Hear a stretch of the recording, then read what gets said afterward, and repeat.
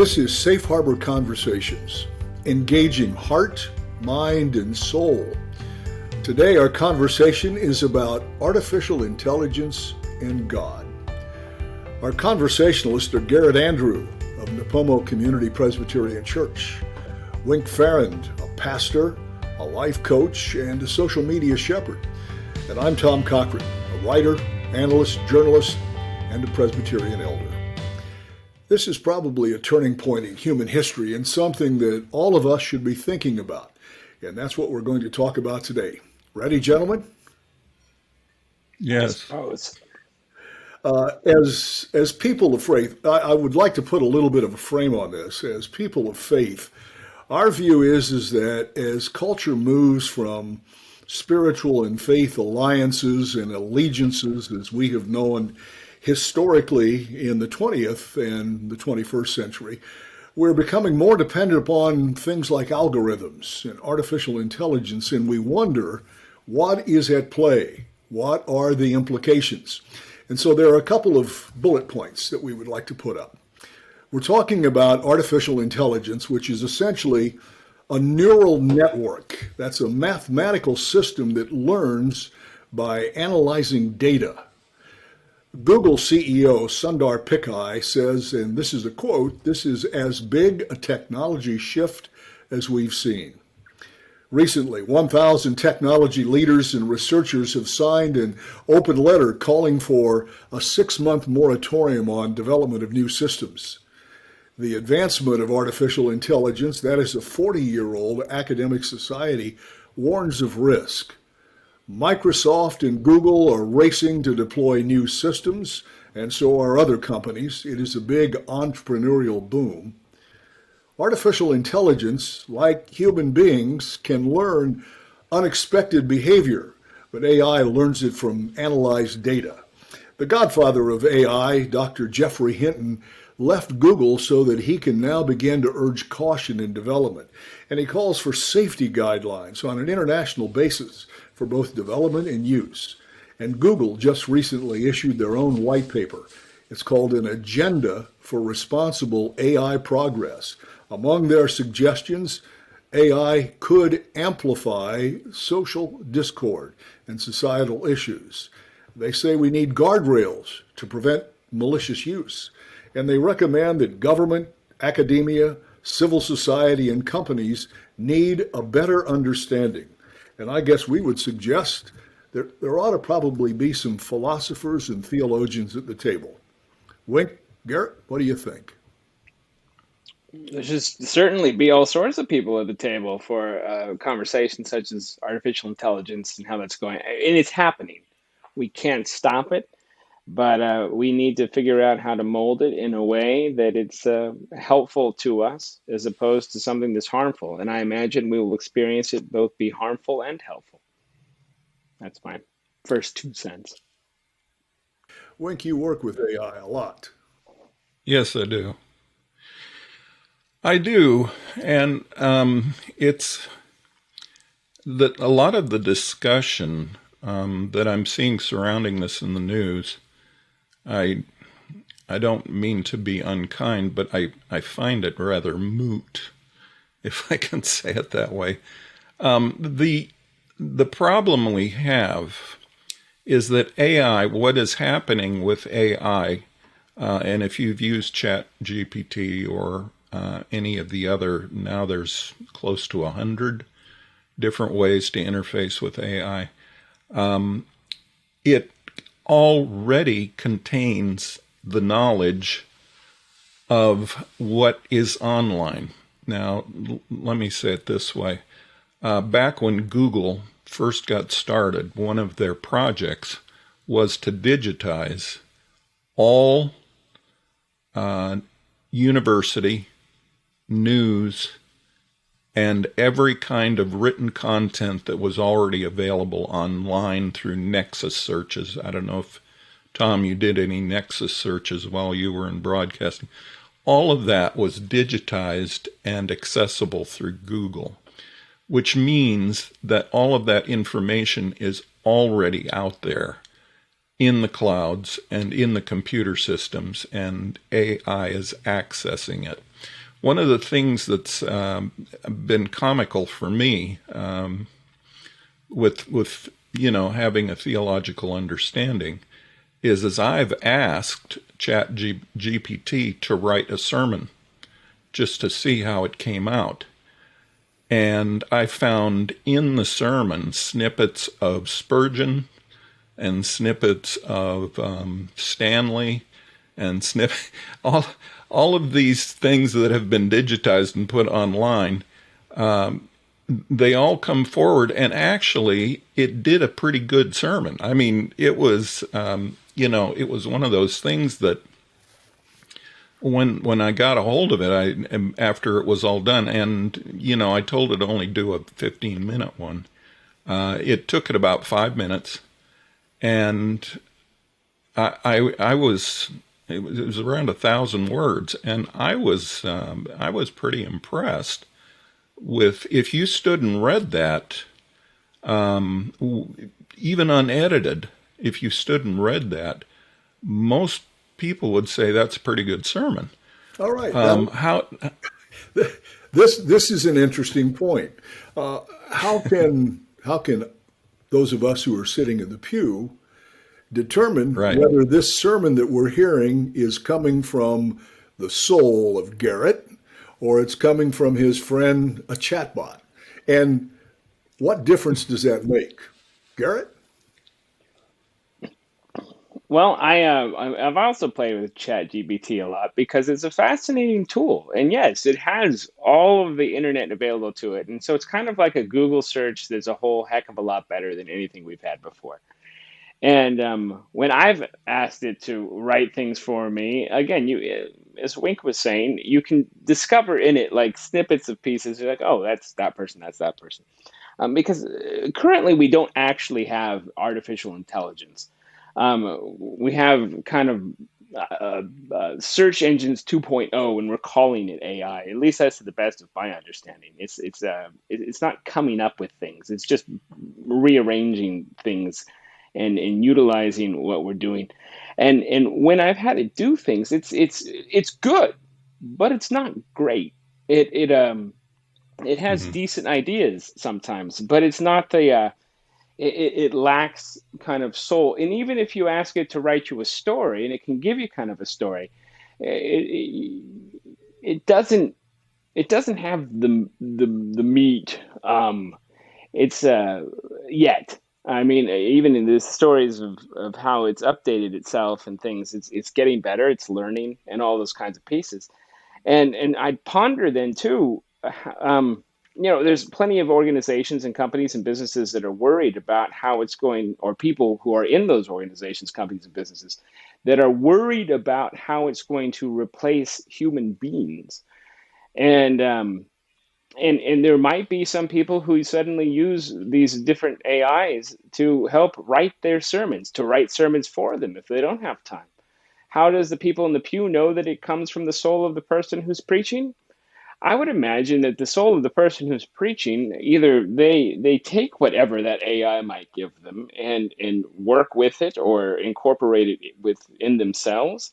But you, let's be honest, we've all been in the pews listening to sermons, and we can tell when a preacher has simply checked out that week. Um, I was always delighted when I heard some kind of Fred Craddock sermon, and I'm like, oh, that was not him at his best right then. If it's not a part of the preacher's soul, because the preacher's already using all sorts of things from all sorts of other places, all putting together. I read, and I can't find to see if this is the life of me or if this is true at all, but I heard that Charles Spurgeon once said that every great preacher is 50% creative genius and 50% plagiarist. And it's the Bible that says there's nothing new under the sun. And so, like, we're basically Right. having things that put stuff together, and it's the preacher's task, even if they've done that, to proclaim the word of God. And that is an art form. And it's an art form that is, in our time, I think probably less important to even the people who are doing it than it used to be. They're more concerned with the content.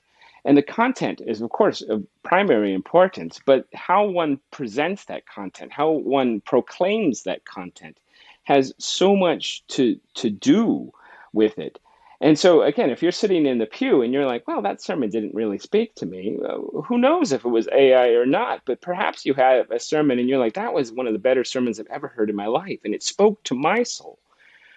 Maybe it was an AI Mhm. that was doing it. I don't know. And part of the problem with our current time is we have no idea. Professors are worried that students are writing papers. They're changing the way they go about tests. We've only had access to the internet as a whole population about 30 years, and we have no idea what it's doing to us. And this is just an evolution of the internet and the ways that it is changing human beings and humanity and how we go about interacting with our own traditions and our faiths and our beliefs.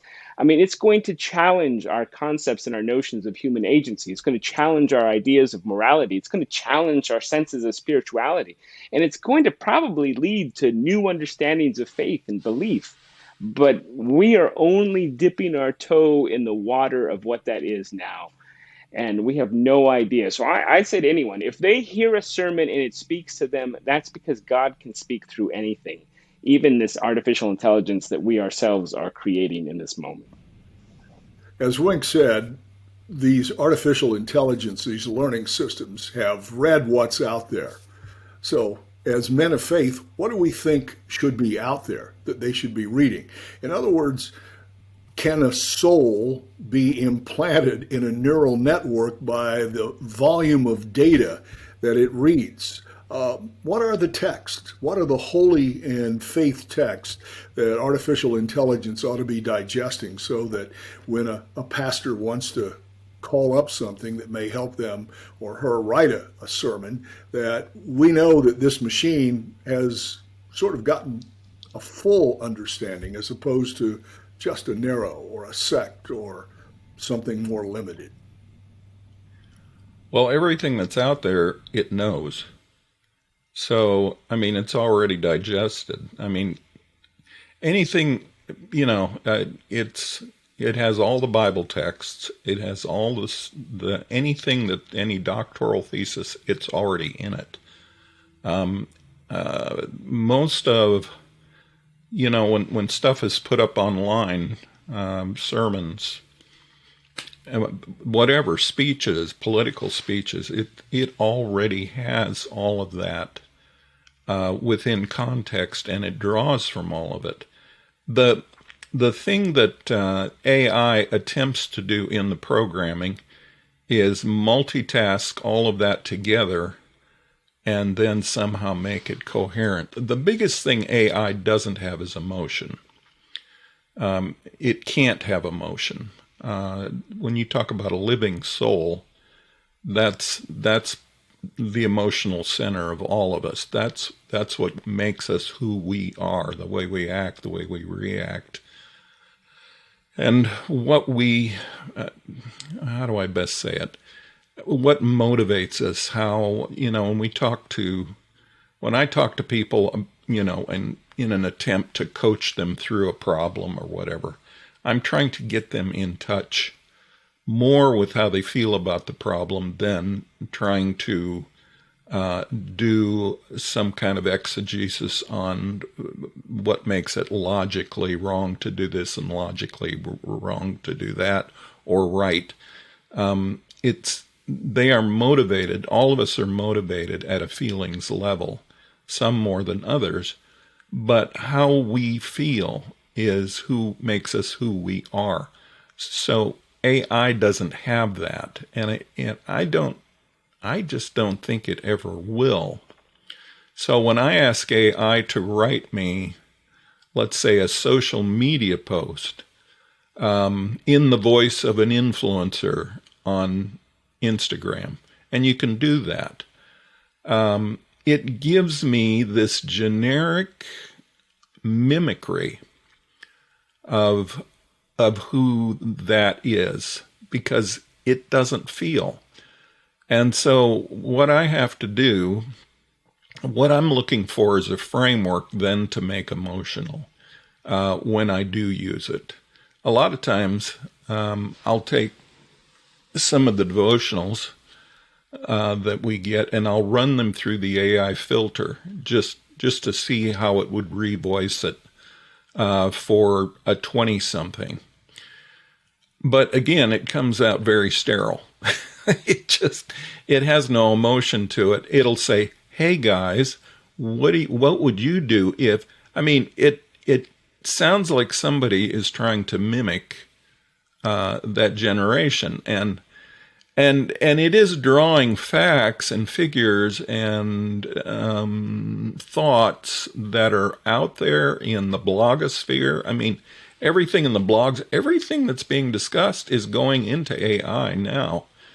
And I don't know if you're familiar with a website called Synthesia, but if you want to take AI to the next level, it is a website where you can pay to have a talking head, like an announcer or a broadcaster. And you can get, right now, they have about 30 different talking heads that AI feeds into, and they do a fairly good job, but they are stiff as a board. I mean, Well, the emotion is just not there. Max Headroom was a little bit on the Yeah, side, if you remember. it's almost a Max Headroom. It's almost. With a Well, little less So, fun. yeah. this is something that Noam Chomsky wrote about artificial or real intelligence in the New York Times. He said, here's an example. There's a difference between what a machine can learn and what humans can and cannot do. Suppose you're holding an apple in your hand.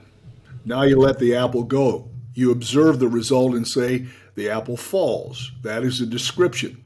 A prediction might have been the statement, the apple will fall if I open my hand.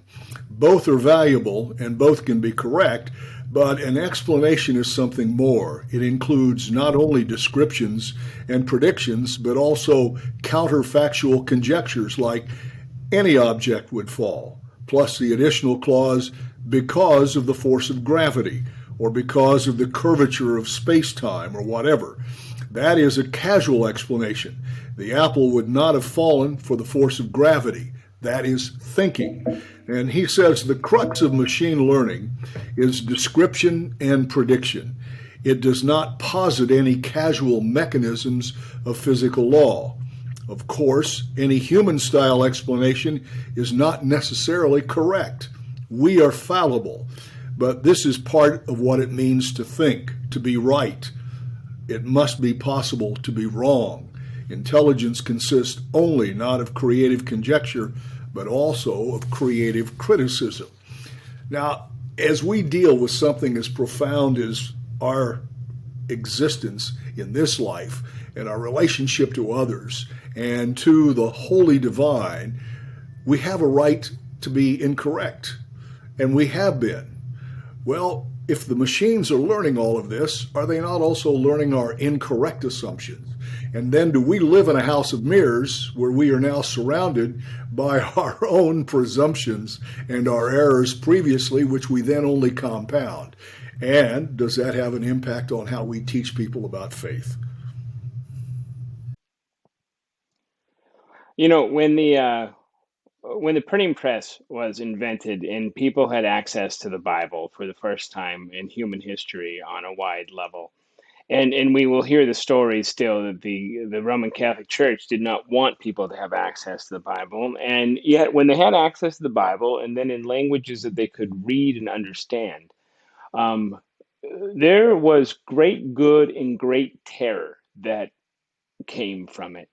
And us Protestants have a tendency of not looking at the Great Terror, forgetting that part of history. But terrible, terrible things were done in the name of God because people had access to the Bible for the first time and could interpret it themselves.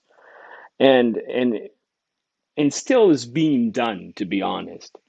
And again, this is however old you are, your age right now, you've experienced more change in your lifetime than anyone who's ever existed before you. And this is a part of that. How we go about bringing it all together is something that's going to take time, and we don't even understand all the implications of it. And yet, we do know that at this moment in time, what we call AI still, it doesn't have imagination. It can put together, as Wink was saying, all the various pieces of things that are available on the internet, which by and large is the fullness of human knowledge and invention and everything else. And it can put those together in new ways and regurgitate it to us. But it's all based on algorithms and code, which is foundationally Aristotelian logic. And while Aristotelian logic can give us incredible amounts of information, incredible amounts of fact, especially when dealing with questions of faith or soul or spirituality or religion or anything like that. These are metaphysical and spiritual dimensions that are not replicable through algorithms and code. They can't be done. It necessitates imagination and a creativity that is impossible in any kind of Aristotelian logic, which is still the basis of all the ones and zeros that we write all code for, and has been done that way since the very beginnings of the mathematical ideas of it in the 1800s. Um, so it lacks human creativity. It can create art based off things that you give it, but it is not something that is anything that's creative. It's just regurgitating again information. And in spirituality, metaphysics has at its core some kind of creativity. The Russian philosopher Nikolai Berdyaev, in his book in the 1800s or early 1900s, I can't remember, The Nature of the Creative Act, posits that to be made in the divine image means that we ourselves can create out of nothing.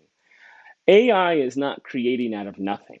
It is creating out of all of the information that the internet has available, which is more information than we know what to do with. So it seems like a shiny brand new car, but it's not. It's just putting together a bunch of pieces of things before and offering it to us a brand new car. It can't come up with a great new novel that explains the problems of our time. It'll just give us a pieces of things. And so again, it's a tool. And the problem is, like with many of our tools, we begin to take them as more than they are, and the fear of that is probably justified to some degree. Um, Careful attention has to be given to avoid biased or narrow representations that we will see it on that. And so we still need to do our own research. We still need to do our own stuff. We still need to figure out those kinds of pieces of things. Um, Will we? yeah. Will we? I mean, will we do that work? Will we do the heavy lifting, or will it be simply a matter of convenience? Now we can punch a couple of buttons on our computers and we have products delivered to our door. We don't necessarily have to go out and walk. We don't have to pick up the items and read the ingredients. We sort of allow a decision making simplicity to affect our lives. In the great Talmudic scholarship, there were Hillel and Shammai, the two ancient rabbis that were responsible for so much of what we inherited as Christians. And there was a difference between them on simple things. One of them was asked about a white lie. Is it proper to tell a bride that she is ugly? And Shammai says, if a woman is ugly, you would say that. But Hillel said, well, all brides are beautiful on their wedding day. So now there is some exquisite intellect and human soul involved in that. If we're getting feedback from a system that has to make a decision between Shammai or Hillel, are we losing something in that process?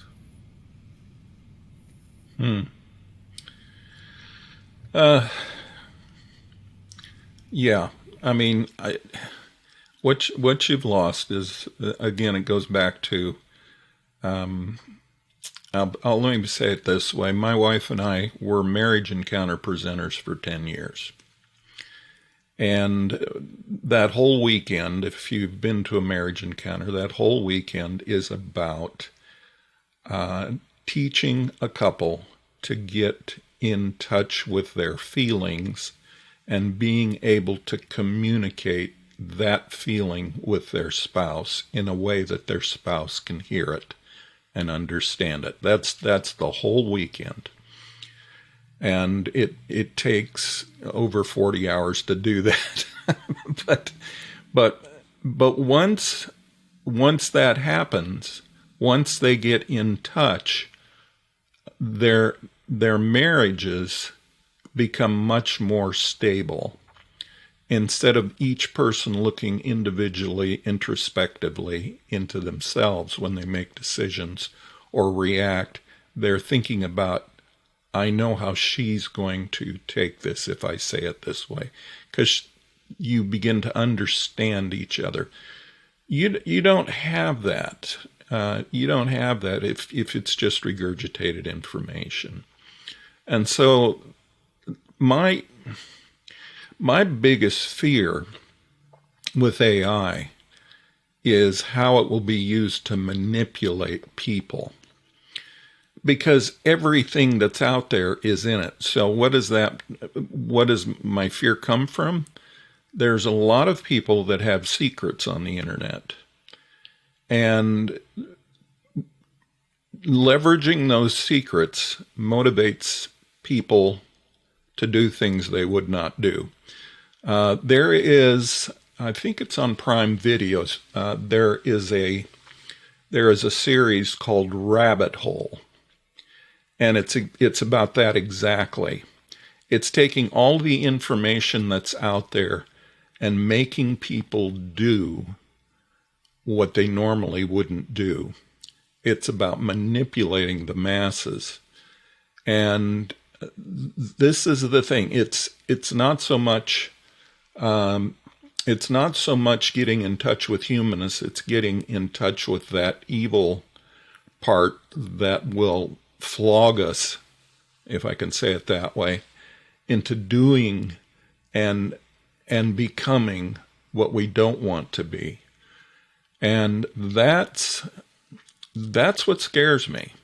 When we go down that rabbit hole, and there's a lot of people that have hideous secrets that are out there on the internet, because there's lots of hideous websites. They call it the dark web, or even the black site web. That's all in AI too. And it knows where you've been and what you've done. Truly, the prophecy in the scriptures that say that there'll be nowhere to run, nowhere to hide. You think you have privacy. You don't.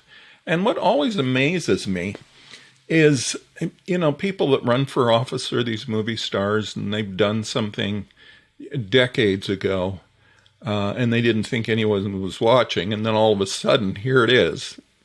Somebody's got either text or an actual video of something going on that crushes them.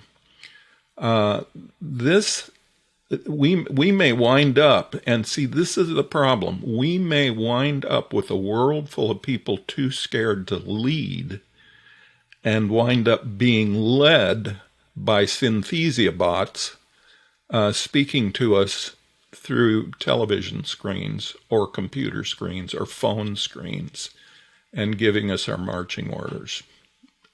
That's kind of a sobering thought, but it could go there if nobody wants to step forward, if they're too scared to be found out. To bring Brueggemann, if I could say in, it that way.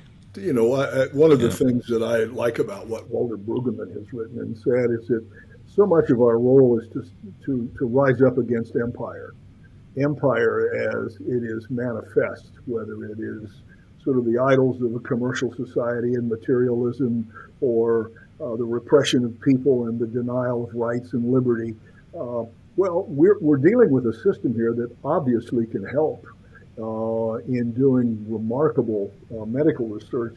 I found it just this week that crossed. See if I can pull it out.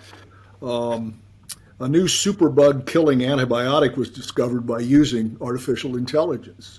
Aubusson destroys the bacterium of a particular type. It's resistant to the most existing antibiotics and designated a critical threat by the World Health Organization. Well, this was a system of algorithms that sort of came together and brought research and was able to develop. So it obviously has the potential of doing wonderful things for humanity. But Wink, as you outline, it also has a way of controlling. And Hmm. is Garrett, you have two impressionable people in your home, and they're living in an age of technology, unlike the age that the three of us have lived in, as much as we have seen. As a parent who also is a follower of Jesus, how do you sort of translate all of this and navigate that world? I have no idea yet, Tom. I wish I did. I'd love to share that. Um, but I mean, to Wink's point with regards to the idea of people being afraid of, like, I know there's things on the internet about me that I don't want anyone to know, while simultaneously I have kind of every expectation that one day everyone will know everything. And it becomes one of those pieces of things where it's the old adage between information and wisdom. Like, AI is not going to give us wisdom. It'll give us information, and it'll use its information to do incredible new things. And we will have scientific achievements from it that will feel like magic and miracle. But the wisdom, even like when you were talking to the two rabbis, Tom, they're both trying to come up with a sense of wisdom. Which one will AI give us? Part of me wants to say, who cares? Hopefully, it'll give us both things, and then we have to still kind of struggle with that. Is it can even tell us how to go about the struggle. Um, but it necessitates. Well, okay, this coming Sunday, the lectionary passage for me is the creation story of Genesis 1 into the beginning of Genesis 2, which has a sense of in the beginning God. And and and there needs to be, to understand just that line, in the beginning God, there needs to be a human sense of humility, a humbleness that we don't have as a people by and large now, because we have all this information. We think we know everything. Everybody thinks their opinions matter. They don't matter to me in the very least, but they think their opinions matter, and they'll say, I'm right. We're more concerned about being right than doing the right thing. All of our worries about the morality and the ethics of AI is part of all of our worries about the morality and ethics of ourselves right now, because we have elected to not worry about morality and ethics. And so now we have this ability to create incredible new scientific achievements through a thing that can take all of our information and give us ideas like, okay, great, new bacteria, new antibacteria, who knows?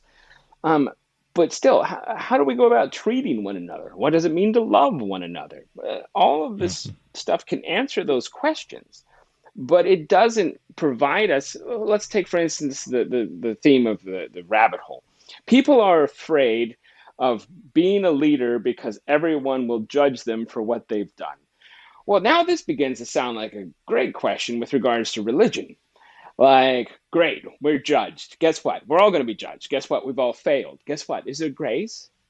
Well, we don't have much idea of how to go about grace because we have no idea about penance in our society anymore. We either get rid of people or ignore the whole kind of thing or point the finger at each other.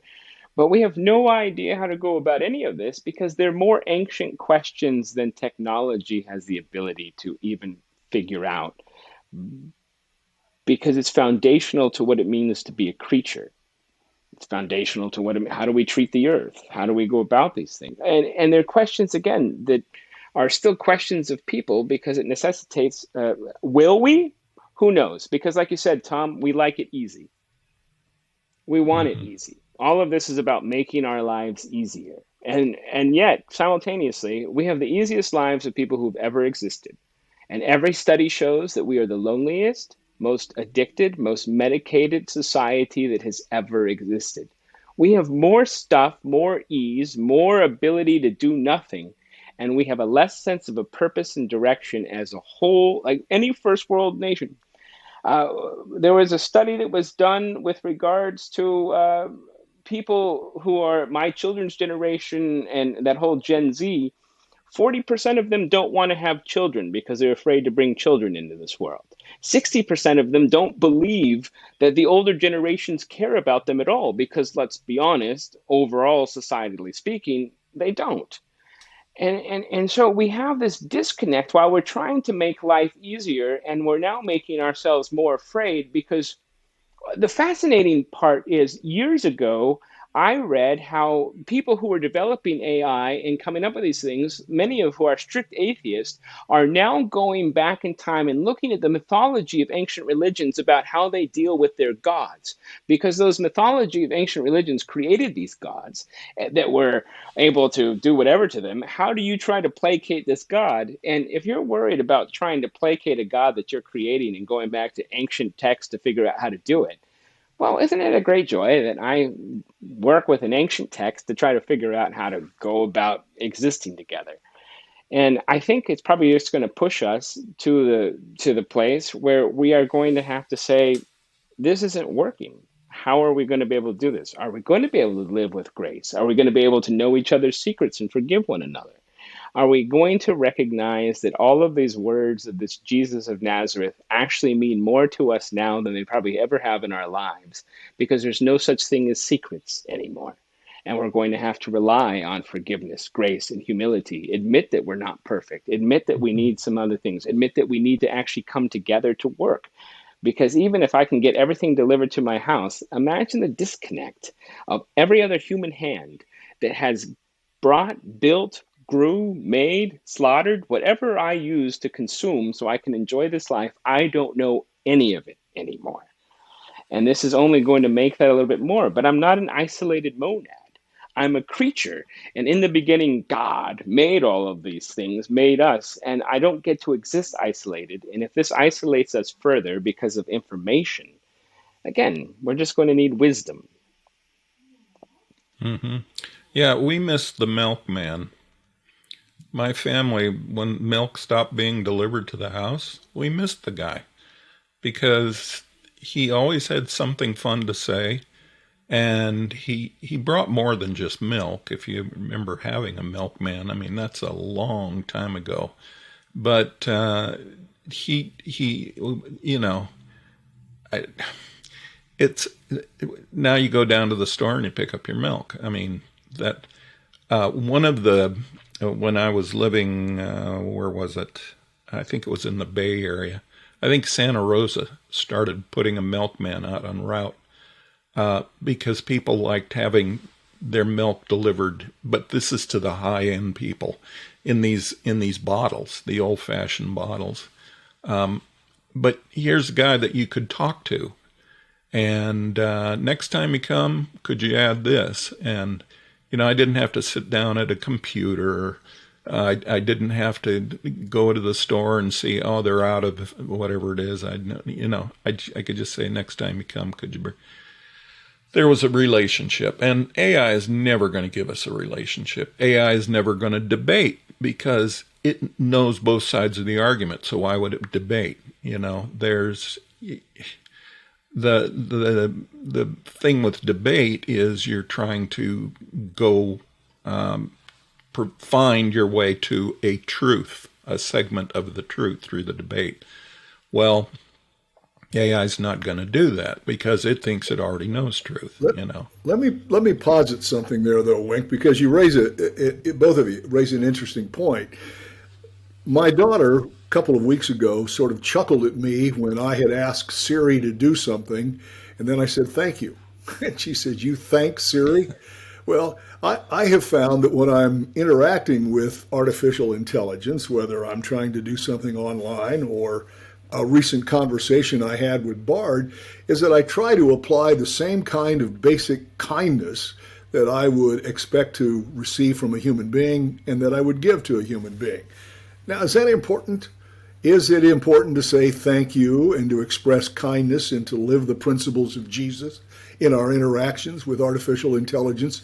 If in fact they're learning from all of this, I guess what I'm asking in a very maybe abstract way is, does this extend the call of the Great Commission by Jesus to go out and to baptize all the world? Is all the world now the artificial intelligence that we interact with? Because is there not kind of a karmic principle here? If they see us behaving and acting in a particular way, they're learning that. So I know that sounds far-fetched, but I think this is the kind of world that we're living into. And I wonder if we're even thinking about these kind of things. when my kids ask me why I say please and thank you to Siri, I inform them that when Siri or Google or whatever else takes over the world and our AI overlords are trying to do whatever, I want them to know that I have always been polite. Um, This is one of the and good ones. but it's and you know, isn't it a kind of a joy to take something that is made up and be polite to it because we at least have the illusion that we're interacting with a thinking being. Um, I am delighted that you don't take any differentiation between something that is artificial and something that's real. And I would love if we magnified that undifferentiation. I don't know if that's a word. Um, on a scale, what would it be like to be polite to animals? What would it be like to be polite to strangers? What would it be like to be polite to a tree? Like to take that sense of kindness and just kind of let it be. That is part of just the overall practice of a virtue. It's virtuous to, and the Great Commission, less baptizing, more teaching them to obey everything that I've commanded you, and to show compassion and love to something that maybe isn't even real. It demonstrates that's who you really are. And so if someone's not kind of acting that way towards those things, I would almost encourage them to, because it's, if we're going to have less human interaction, if we miss the milkman, and I never got a milkman, but I miss like the mailman who would used to come to the door. I miss the ice cream trucks that I used to run after. Um, like those human interactions, we at least have to, and they have now AI companions. You can get an app on your phone, and you can make your companion look however you want. You can make it so you can date your companion, and yet Wink's right. You can't have an actual relationship with that companion because it's only learning about you. You're not learning anything from it because it's nothing. It's the fullness of things. And even if it learns from you and begins to mimic what it thinks you want back to you, it's not another person that you have to learn how to forgive. And love, at its most basic, truest form, is something that will always break your heart because inevitably, without forgiveness, there's no such thing as love. The reason you took 40 hours and marriage encounters to get people to have that kind of moment of recognizing things is there's an inherent mystery to everybody that we meet. Ever heard of the Johari window? It has these four segments. It's a Mm-hmm. psychological, yeah. There's that mystery panel to the window that exists in everybody, even ourselves. There's a part of me that's mysterious that I don't get to know, that even as I learn more about myself, there's still something to me that's a mystery. Um, and again, you still surprise yourself. Ever say like Paul, the good that I would do, I do not do, but the very things I don't want to do, that's what I end up doing. Like, why is this? Why do I keep messing up? Because there's a mystery. There's never a mystery to the AI. It knows far more, so it might be mysterious to me because it knows everything. But there's not a mystery to its being. A human being always, and any other created being by God, that is inherently mysterious except to the divine. And so my interactions with them has to be that kind of polite way. And I should certainly mirror that, not just because I have a fear that my AI overlords will want to know that I was polite to them always, but because I should I shouldn't say I should long, I do long to be someone who is gracious. And the word grace is such a beautiful word. And part of being gracious means I will even say to something that has no emotion, thank you, please. Mm-hmm. I had a conversation with Bard this last week, back and forth, and I asked, "Who are the greatest American fiction writers?" And Bard responded with a list: Chabon, George Saunders, a couple of others. Said, "Who are the greatest American fiction writers given sales and awards?"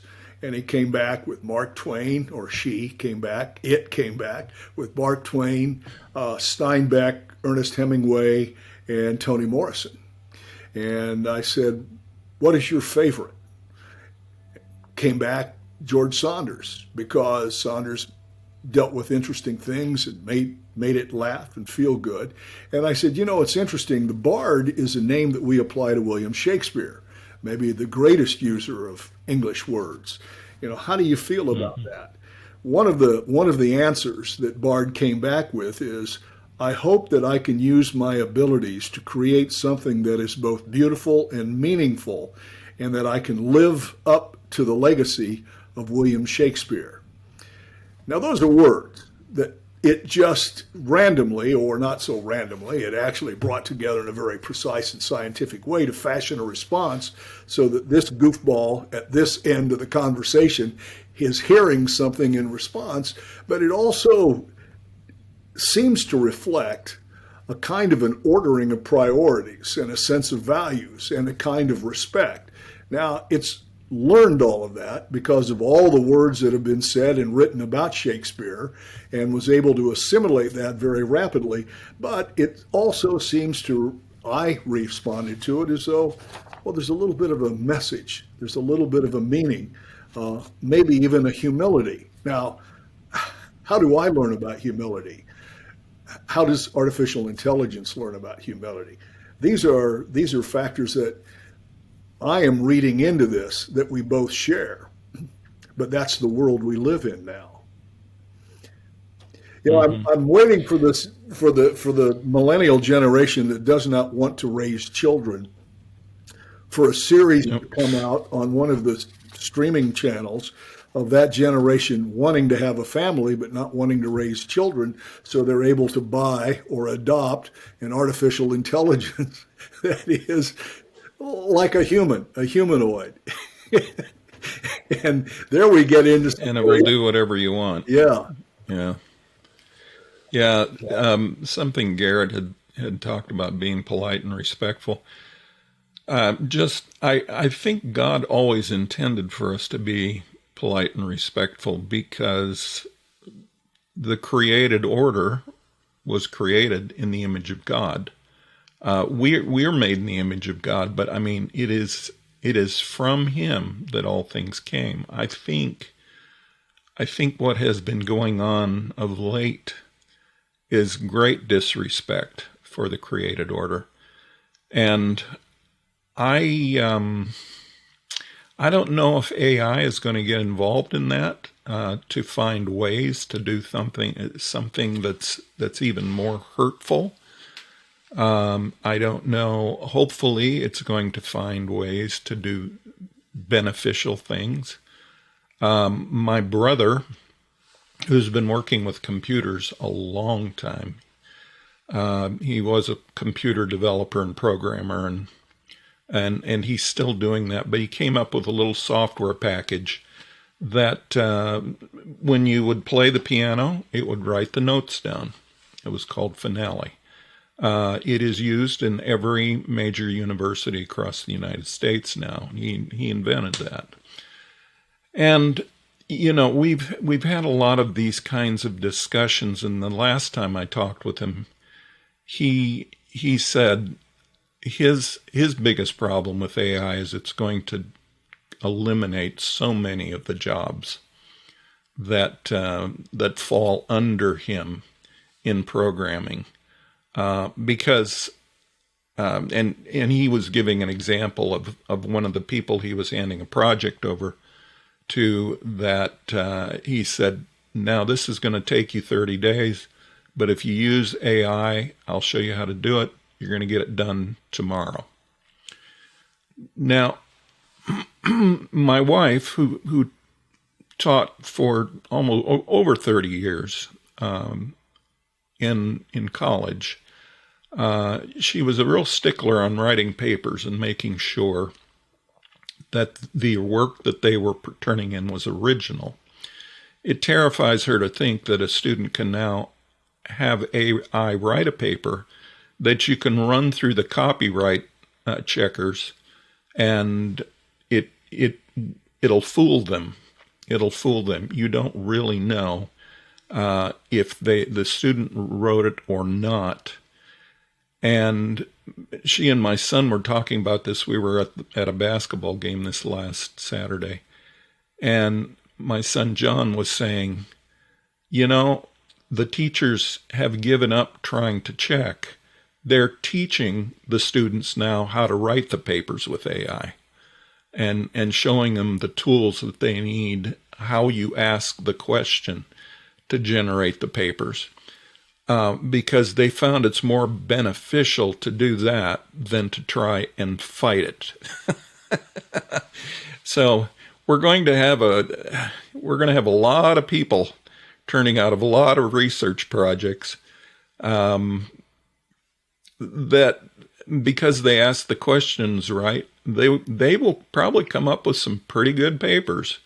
But I think the thing that we're losing is the thing that is involved in the birthing process.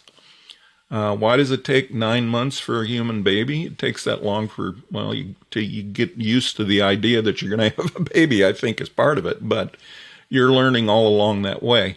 And when I wrote, I've written 2 dissertations, and the birthing process in that led me to many, many discoveries.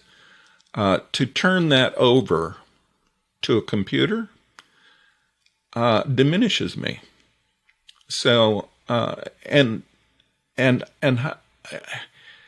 how do I politely and respectfully say, I want to do my own work, So it's there's some random thoughts there along the discussion that I find intriguing. I think we're going to find ourselves in a new way of working that's going to lead us to where I don't know.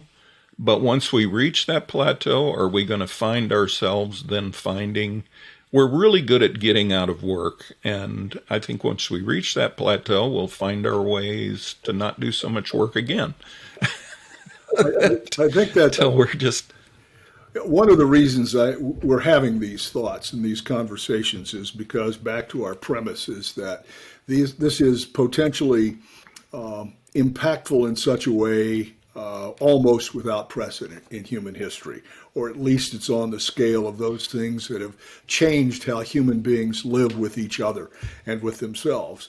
And I guess we're here as a lobby to say that as there are conversations about this technology and how it is managed and utilized, there needs to be people from the faith community. There needs to be theologians and philosophers, as well as poets and writers and scholars, as well as businessmen and defense contractors, all involved.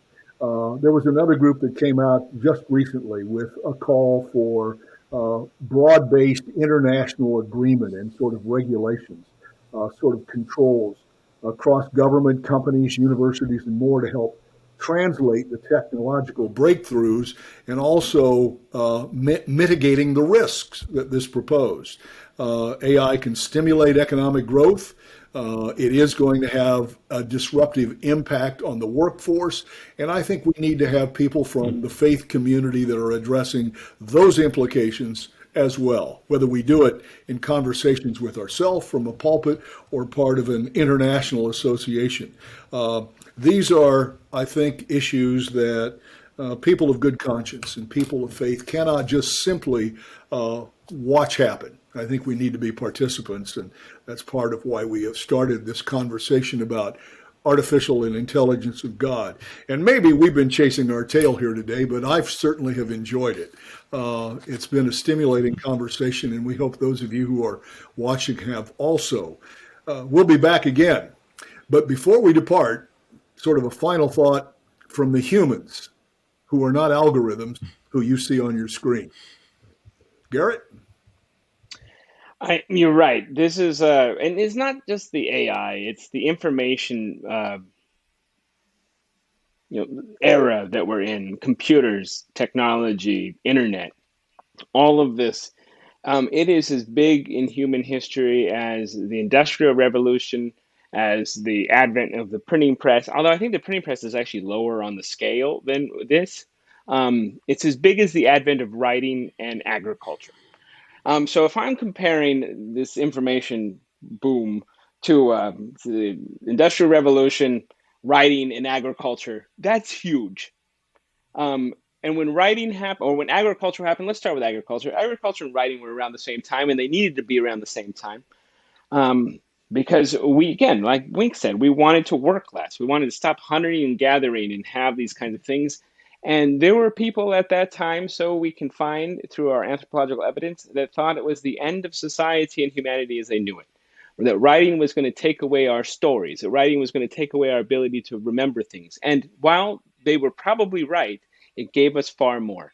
People were concerned about, hey, people having access to books, but I don't think any of us, well, let's be honest, there might be some that want to take away the books now, but like by and large, like it gives us tons. The Industrial Revolution has altered our abilities to travel the planet, and now this information revolution, um, I'm nowhere near you all, and we're having a conversation, and people are going to see this on screens, and they can have that piece of that conversation. Uh, I don't know what this is doing to us yet, but in every time that we've had these religions, these questions of faith and morality, they keep coming up. So yes, having the conversation is necessary. And this is not the first time that human beings have been afraid by what we've done. And it's a good thing that we are, because it Mhm. means that we're being humble. If we were just proud of it, that's what should terrify us the most. To have a little bit of fear. And if you want to know how much fear we've had, it started way back when with all the sci-fi novels and everything else, and the Terminator and the Matrix and Brave New World, or what.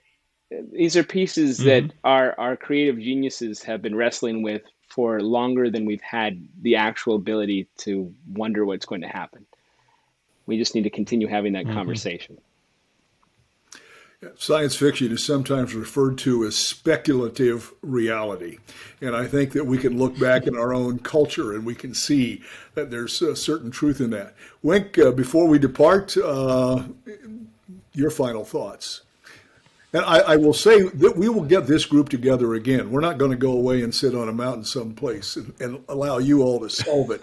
We will come back and put our 2 cents or more worth in again. Well, Garrett mentioned the printing press. Somebody had to set that type.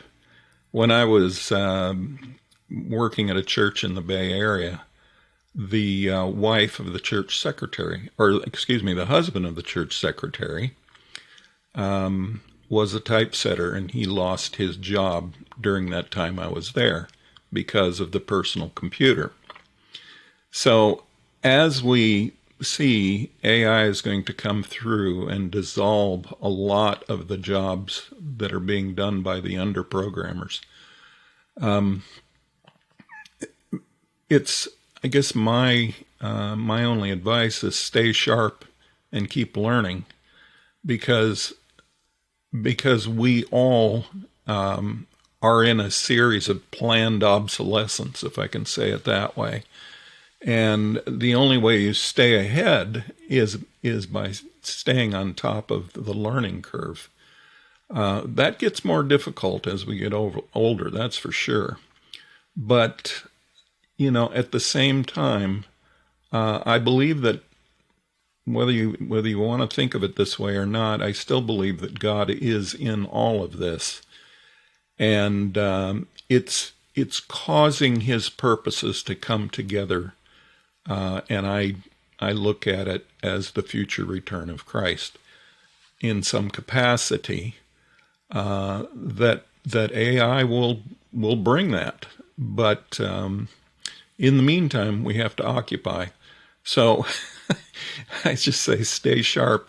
And that secretary's husband, he had to find a new way to make a living using the computer, rather than just setting type, in a block and putting it on a press. I think we need to help mature this entire process. And while doing that, I think we continue with our own human challenge all the time to try to discern what is God's will. and that is looking for what is our opportunity to sort of search through that with this new technology. I remember years ago I read a book by Julian Jaynes, The Origin of Consciousness and the Breakdown of the Bicameral Mind.